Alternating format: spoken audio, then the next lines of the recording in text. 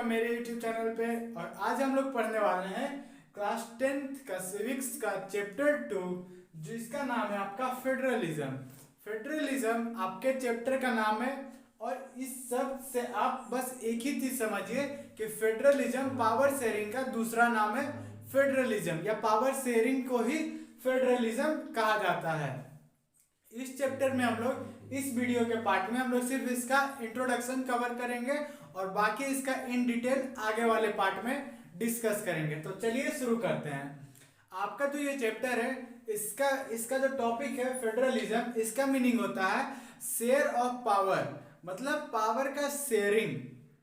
Power का sharing in the form of, जैसे कि हमारे कंट्री का एग्जांपल लें तो हमारे कंट्री में पावर शेयरिंग है और वो अलग अलग पार्ट पे पावर शेयरिंग है। जैसे कि गवर्नमेंट में पावर शेयरिंग है तो वो स्टेट लेवल पे है, म्युनिसिपल पे है, फिर हमारे सेंट्रल पे, सेंट्रल स्टेट, और फिर उससे और नीचे स्तर पे हमारा जो पावर शेयर है हर एक पॉलिटिकल एंगल से भी शेयर है। और फिर हमारा जो सुप्रीम कोर्ट में भी होता है लेजिस्लेचर, उसके एंगल से भी पावर शेयर है हमारे कंट्री में। क्योंकि हमारे कंट्री में हाई कोर्ट होता है, फिर यहाँ पे सिविल कोर्ट होता है, फिर सुप्रीम कोर्ट होता है, तो पावर सभी के पास शेयर है। और फिर स्टेट लेवल, सेंट्रल लेवल और फिर डिस्ट्रिक्ट लेवल, ये सब क्या हम लोग को बताता है कि पावर शेयरिंग इंडिया में भी है। तो हम लोग इंडिया को भी एक फेडरल कंट्री बोल सकते हैं।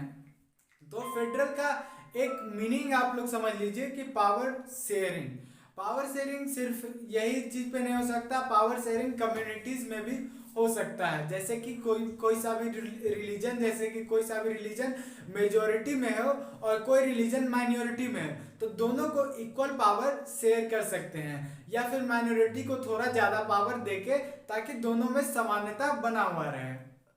पावर शेयरिंग का फेडरलिज्म का हमारा जो पिछला चैप्टर था पावर शेयरिंग, उसमें एक अच्छा एग्जांपल था बेल्जियम और श्रीलंका का, जिसमें कि आप देख लीजिए कि जो कंट्री फेडरल नहीं है, जो अपना पावर शेयरिंग नहीं करता है, वो कंट्री ज्यादा मतलब विकसित नहीं हो सकता है, मतलब विकसित हो सकता है। जैसे कि चाइना ले लीजिए, चाइना एक फेडरल कंट्री नहीं है, फिर भी वो बहुत विकसित है। लेकिन कोई ऐसा कंट्री जैसे बेल्जियम श्रीलंका जैसा सिचुएशन हो जाए तो उसमें पावर शेयरिंग मस्ट है, मतलब फेडरल होना उसका मस्ट हो जाता है।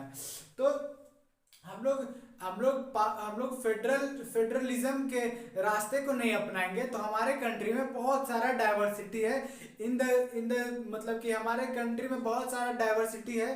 तो on the basis of religion भी है, लैंग्वेज भी है और फिर कम्युनिटीज भी है। क्योंकि हमारे देश में बहुत अलग अलग भाषाएं बोली जाती है, अलग अलग रिलीजन है, अलग अलग कास्ट है, तो पावर शेयरिंग सभी के बीच में है।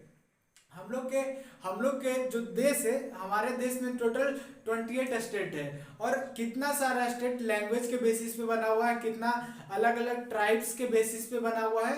तो मतलब ये पावर उनको दिया गया है, वो लैंड दिया गया है, वो पावर उनको अपना सब चीज दिया जाता है।